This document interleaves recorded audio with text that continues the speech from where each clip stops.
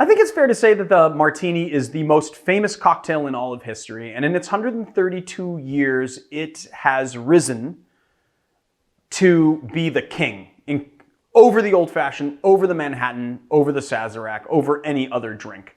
I can't think of another cocktail that evokes a lifestyle the way that a Martini does.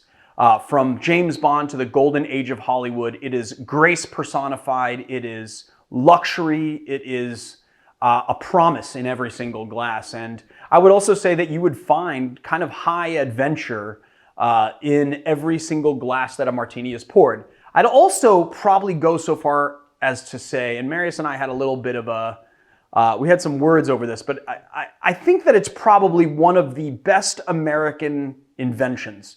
It is one of the best things that Americans have given to the world, and it has probably been adopted by almost every single culture at this point. But what I think is most interesting about the Martini is where it began, because I think it began as this weird little cocktail that had a lot more in common with its cousin, the Manhattan, than it does today, and it sort of rose and evolved and changed over time. And so in this video, I thought it would be kind of fun to start at the beginning and mix all of the different Martinis from the odd little cocktail to the juggernaut that we know today. So let's get into it. The very first Martini that we're going to do today is from Harry Johnson's Bartender's Guide from 1888. It utilizes a lot of really interesting ingredients, and one of them is these Bitter Truth Boker's bitters. So Boker's bitters is an old school bitters that everyone thought was extinct, and then the people who owned the Bitter Truth apparently found the very last bottle of it, backwards deconstructed it, and started making it, and one of our viewers sent it to us. The other thing that it utilizes is gum syrup. So gum syrup is a lot like simple syrup, but how it differs is basically it is a sugar syrup that you add gum arabic into. So gum arabic is a thickener and an emulsifier, and basically it gives it like a very thick and silky feel. It is an old school ingredient that you don't find in cocktails very often these days. Definitely look below where I've written the recipe on how to make it, and I will definitely show you guys how to make this in a video as well. I think I'm going to probably do a volume 2 of syrups videos on kind of more advanced syrups, and this is definitely one that you should know. I put it in a bitters dasher bottle because we're going to be dispensing it in dashes today. And I think that's all I have for you. I just want to get into making the drinks. This is going to be kind of a long video anyway, so I didn't want to get too bogged down in history and stuff. So let's get into making this. So first thing we're going to do is we're just going to do just a few dashes, and it's very thick, so it doesn't dash out very much, but let's say like 3 dashes. Let's call that 3 dashes of gum syrup, and then it calls for 1 dash of Curaçao, but I'm going to just like dispense it here because, is that about a dash? That's like 2 drops, maybe like a little. I didn't want to put everything in bitters bottles because I don't have enough bitters bottles. That's about a dash to go around. So I'm going to be dispensing these in drips and drabs, and so it also calls for 2 to 3 dashes of the Boker's bitters. They actually call it the Bogart's bitters, and there's kind of a funny reason for that because the person who was so this bitters was transcribed as Bogart's bitters in Jerry Thomas's Bon Vivant's Companion, but it was actually Boker's bitters, and whoever's transcribing it got it wrong. So when they remade the bitters, they actually called it Bogart's, even though the actual name of these particular bitters was Boker's. I want to taste this. Because you have another Boker's bitters too, right?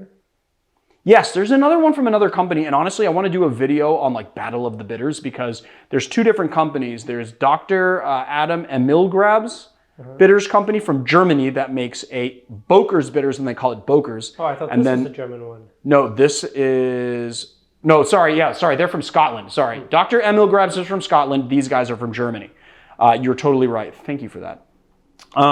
They call theirs Bogart's, the other one calls Boker's, but they're essentially supposed to be the same thing. So I kind of want to see like which one's better, which one do I like better, which one makes a more authentic cocktail. I don't know. But are they the same? Or are they same? Exactly. We don't know. We should do a video on that. All right, so I'm just going to do like a couple, let's say like 1, 2, let's call that 3. Okay, I'm going to taste these though off the... Don't judge me for doing this. Ooh. Oh, that's complex. That's nice. Oh yeah, me like it. Oh, that's really good. All right, and then we're just going to do 1 ounce of sweet vermouth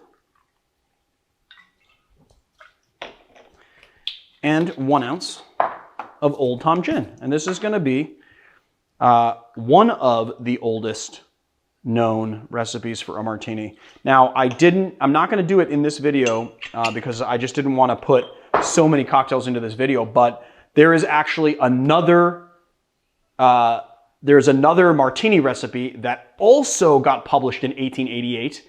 I think I can't remember the name of the bartender. I'll write it below, but it was the same year. It was also a bartender's guide called Bartender's Guide, and it was from 1888, and it had a different recipe for the martini. So by 1888, the martini was being published, and it was a well-known drink.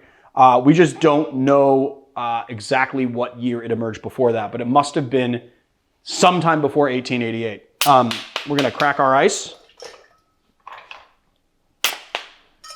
Nice cracky poo. Give it a couple of these guys. Ah! Get in there, get in there. All right, let's do it. Give it a nice stir. Kind of excited. This is the first time I'm having those Bogarts / Boker's bitters in a cocktail. And this is the very first time I'm having this particular iteration of a martini. I've never actually tried the very, very early martinis. All right, there it is. Let's give it a sip. Oh, and when you guys are making these at home for people, make sure to chill your glasses. I just don't do it because I want you guys to see the color of the drink, but you guys should all be chilling your glasses. This is a very small drink. I kind of wanted to do them all in the same glassware though, not in a bunch of different glasses. So it's just going to have to sit a little low in the glass.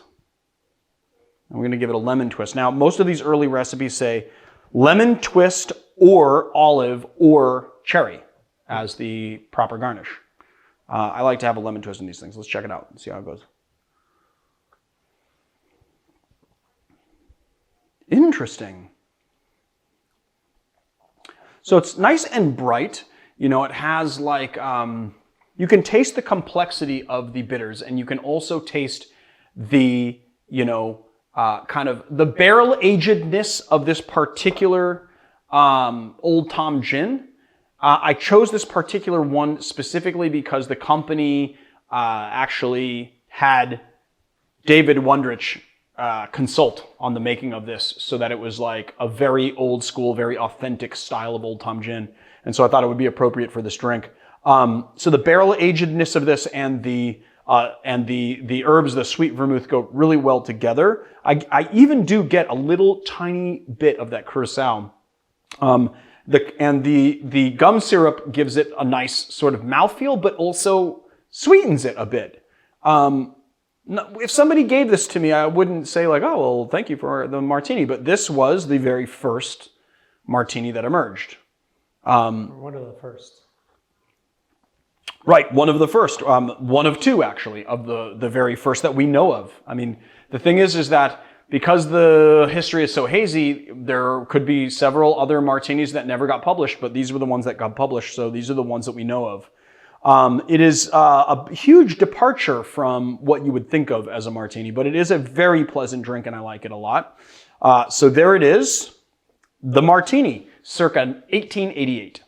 Next martini we're doing is from Frank Newman's American Bar in 1904. And as you'll be able to see, as we build this drink, it really gets into a more kind of traditional martini realm. So first thing we're going to do is just, it calls for 3 dashes, but I'm putting 5 from the Japanese bitters on there. I think 6 might be a little bit too much, but one of these is basically worth half of a dash from a bitters dasher bottle. So if you're doing it from just an orange bitters dasher bottle, just do 3 dashes, okay? And then we're going to do 1.5 ounces of dry vermouth.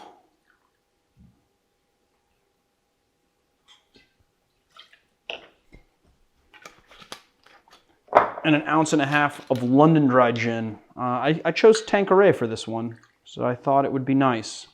Gin choice in your martinis is really, really, really important because the botanicals and the kind of proprietary flavors are really going to sort of make or break your martini.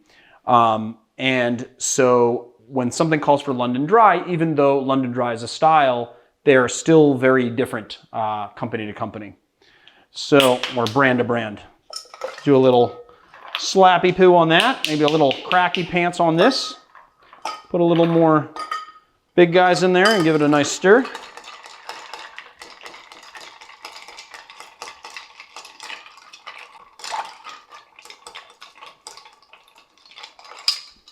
All right, that's about enough. And let's give this a nice little pour.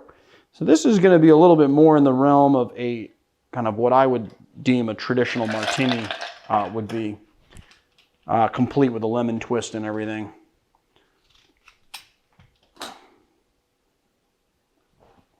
Rub it around. Let's give it a... These are very slippery peels today. Give it a little taste.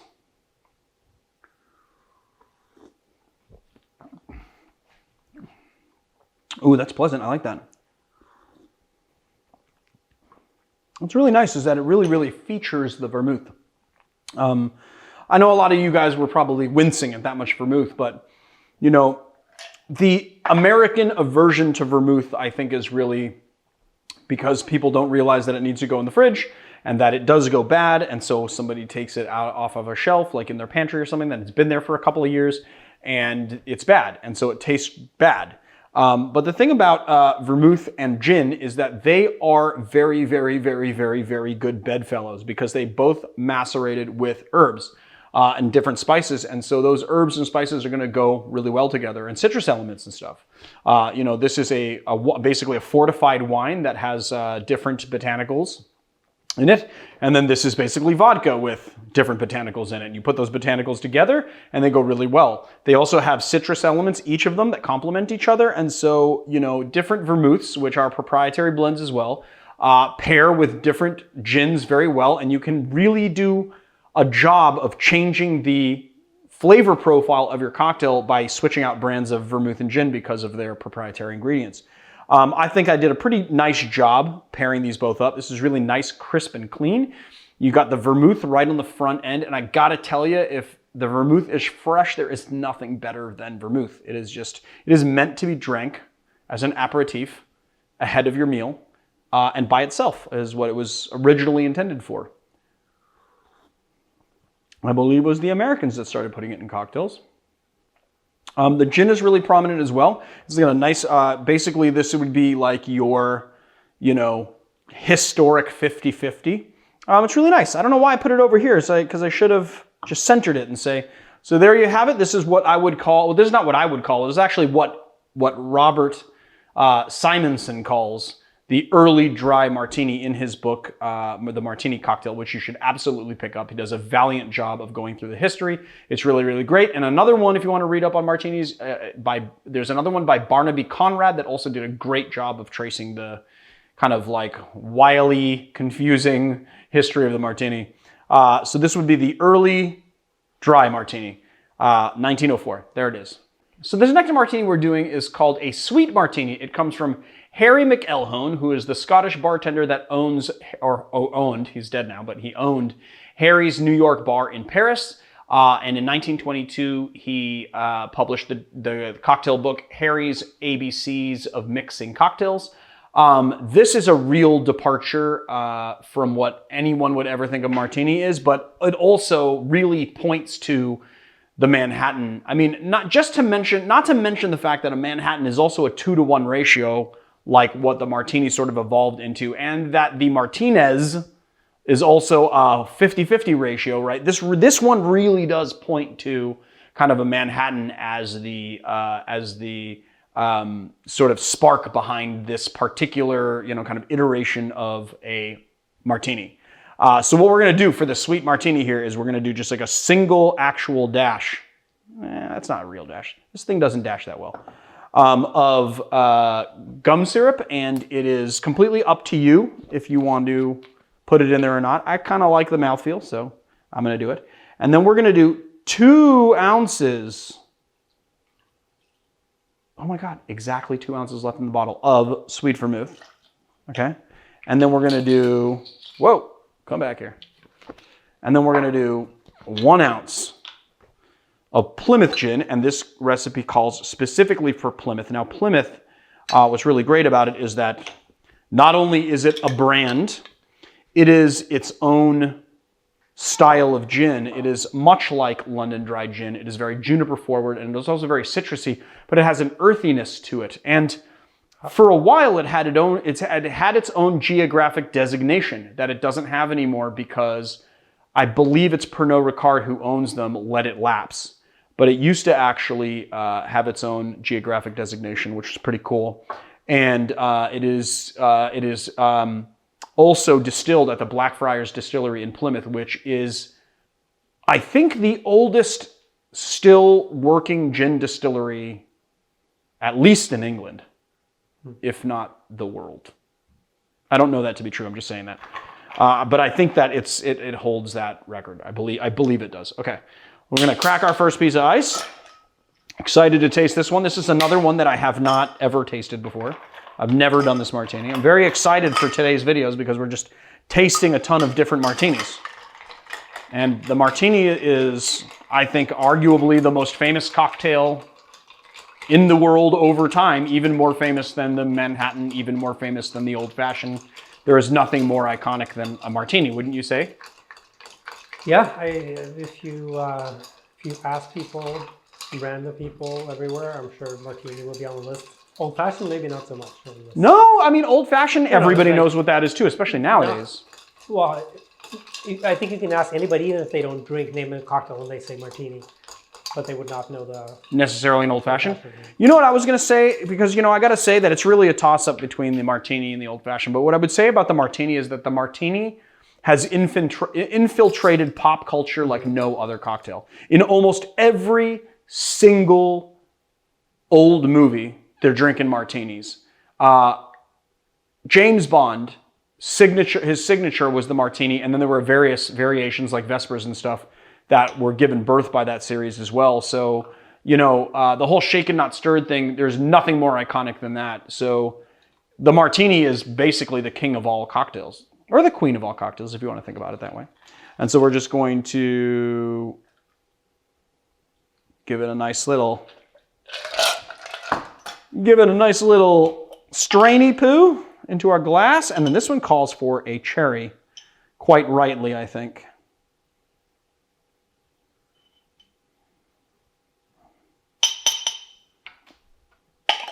Oh, let's taste it. I'm excited for this. It actually looks like a Manhattan, kinda.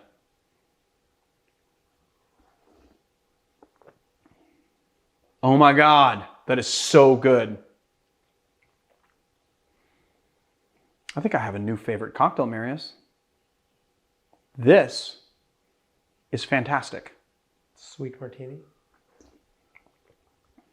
Yeah, I mean, what's really nice about it is that the sweet vermouth is the star of the show, and sweet vermouth has this very kind of sharp, fresh grape flavor to it almost. And then you get the gin on the back end, but the gin, because it's Plymouth gin, it's like citrusy and light and just right on the back of your throat as you swallow. It is really, really fantastic. Again, have to use really fresh sweet vermouth, but I mean, this cocktail is something, this is like a great nightcap cocktail. It's something that I would drink all the time. I could literally drink this drink and just order at a bar and say, like, can I get some, like a sweet martini? And not many bars are going to have gum syrup, but it's optional anyway.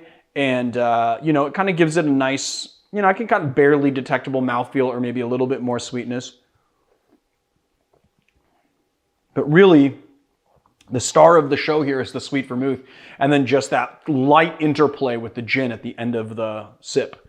There it is, Leandro's new favorite cocktail, the sweet martini. Okie dokie, pig and a pokey, let's get to the next martini. So this one actually is going to probably piss Marius off a little bit because I added a martini to the roster. We were supposed to do 4, but we are actually doing 5 today. But you guys are only seeing 4. Well, we're going to shoot 5, and then if you cut it, I'm going to be really angry at you. But hopefully you guys will see this. Maybe you won't see it. This is also from 1922. It's also from Harry McElhone, and it's also from Harry's ABCs of Mixing Cocktails.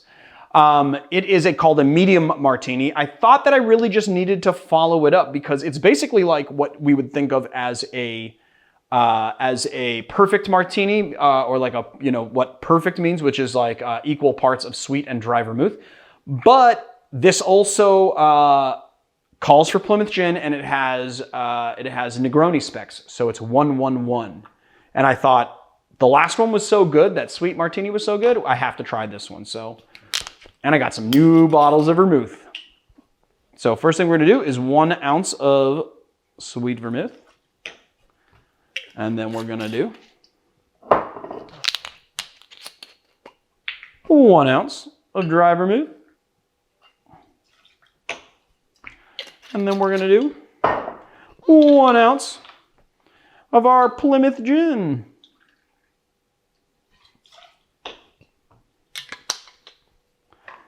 Then we're gonna, do the thing with the ice, put it in there, maybe do it one more time. Put it in there, few big pieces, give it a stir. All right, I think that's chilled enough and diluted enough. And now let's taste this bad boy. Into the glass it goes. It gets no garnish. Nada. Zip, zilch, zero. Cheers. Fantastic. Another good one. Not better than the last. I know the last one's my favorite. So that's the last one's my favorite. Martini. Well, my absolute 100% favorite martini is what we're making next.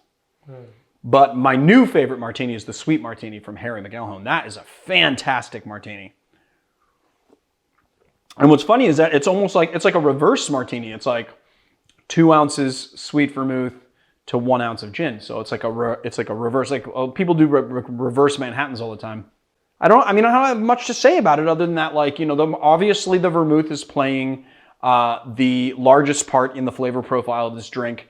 I would say that the dry vermouth is going to be a little bit more prominent in the flavor than the sweet vermouth, but they both have nice interplay, playing with that gin, which has got, that nice kind of very junipery, very kind of earthy and citrusy gin. It's just a really nice call on just all the ingredients. It's really crisp and clean. It's great. It's a wonderful drink. Yeah, I love it. So there it is, the medium martini. This was also from 1922, if I didn't say it before.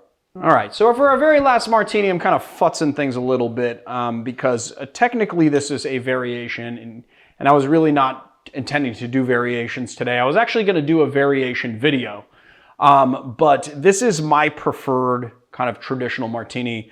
Technically, it's called a marguerite, and then the other thing that I'm kind of fudging is the dates on this. So I put it at the end of the video because it is the martini that I prefer to serve people when they come to my bar. Or the bar that I used to work at anyway. But when I'm serving a martini, this is my favorite version of it.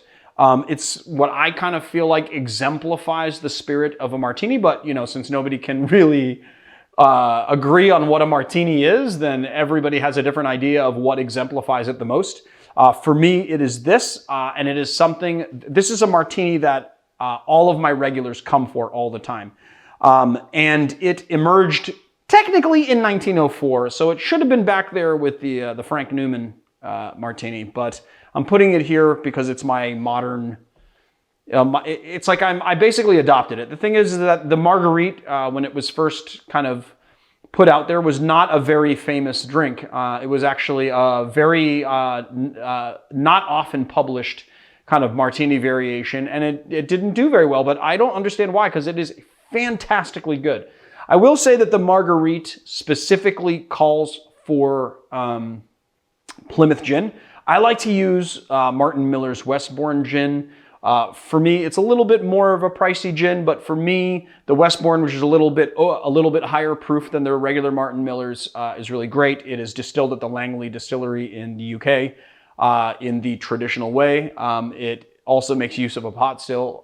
For me, this is a very citrus-forward gin, and since we're doing an orange twist and some orange bitters, you really want something that's very citrus-forward. And then you got the juniper, and that's kind of, that nice bite that, right in the kind of middle of your sip on this one. It utilizes 10 different botanicals. I'm not going to rattle them all off, but, it's all the usual suspects: juniper, cassia, angelica root, orange peel, that type of thing. All right, let's get into making it. So first thing we're going to do, I grabbed the jigger, but we're going to use the bitters first. So first thing we're going to do, I'm going to do a few dashes, probably about 6 or 7 from the Japanese Bitters Dasher. So that would be like 3 to 4 for you guys. And then I'm going to do 1 ounce of dry vermouth. And then I'm going to do 2 ounces of our Martin Miller's Westbourne. And then we're gonna do the thing that we do to make this drink a reality, make it happen.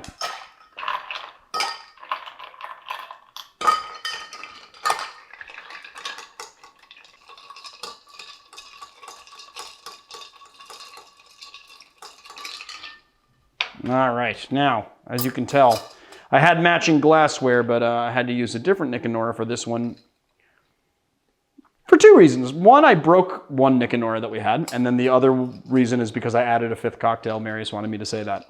Yep. Because I was supposed to do 4, but we're actually doing 5. And then I added the cocktail without telling him in the middle of the shoot, which Marius loves, because he loves when people are unpredictable.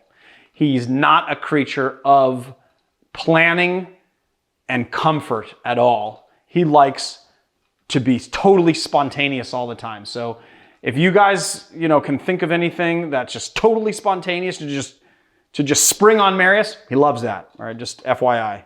We're gonna pour our cocktail into our glass. Oh, beautiful. Look at that wash line, like a pro. And then we're gonna give it a nice orange twist.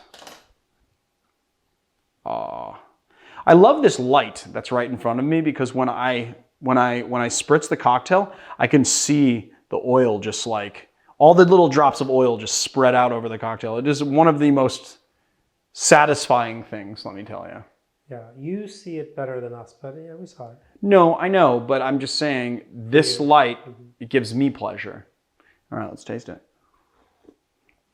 Oh, man, I mean, this is just so fantastic. How do I count the ways?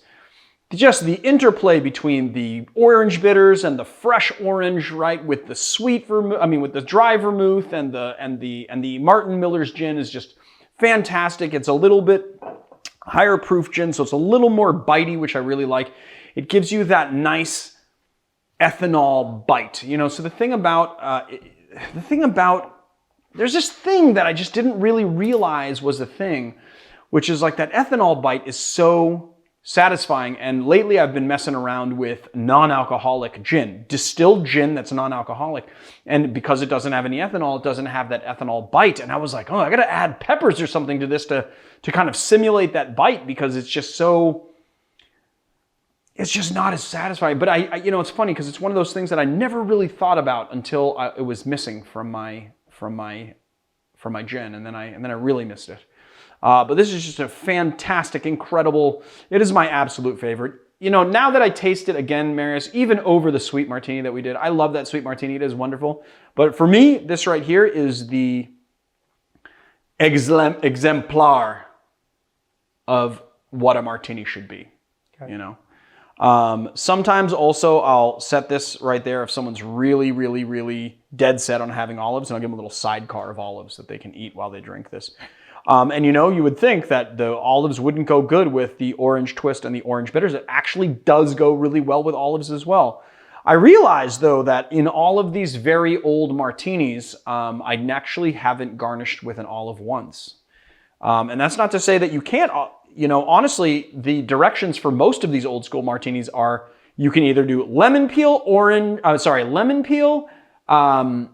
an olive, or a cherry. And those are like the three things that people would normally garnish with. I just chose lemon peel because I think the lemon peel is just got such a nice contrast to all the different flavors. So there it is, Leandro's. It's funny because there is this guy named Pierre that comes into the bar and he always calls this the Monriva Martini when he wants me to make him one. So I'm not going to call it the Monriva Martini. I'm just going to call it it is a Marguerite, but it is my favorite martini. And I think you guys should definitely go out and make all of these martinis, but this is my favorite. I love it. I don't know how many more things that I could say to just get across how my love for this cocktail, how much I actually love this drink. I think you've said enough. You think? I don't know. I could go on for another 15 minutes about this drink. Yeah. I think I need another sip, actually. All right, cheers, guys. That's the end of the video. If you like our channel, hit like and subscribe. That helps us out. And I don't know, if you want to check us out on our YouTube memberships, you can do that. We are going to be doing live streams again pretty soon. We have stopped doing them once a week, but we will be doing some very, very soon. And we also have some exclusive videos hitting. Right now, actually, I'm doing a thing with our members where we are doing like Russian roulette of cocktails, and I'm basically giving them a list of things to vote on, a whole bunch of different polls, and they are going to build the cocktail based on what I give them in the polls. So they're building their own cocktail, and then we'll be making a video for YouTube out of it, which is pretty cool. And then I don't know what else. Go to our YouTube. Not our YouTube because you're on our YouTube, but go to our website. We have a bottle buy program now. We kind of took a little card from Steve the bartender. A lot of people have been asking us how to get us bottles and they want to buy us bottles. So we put a little virtual bottle program on our website. So go to theeducatedbarfly.com and then you'll see the virtual bottles. You click on that link and it will have a bunch of different categories of spirits. You can click on that category, select a bottle, buy it for us, and we'll put your name on it. And when we use it, we'll shout you out. And I think that's all I got for you. Hope you like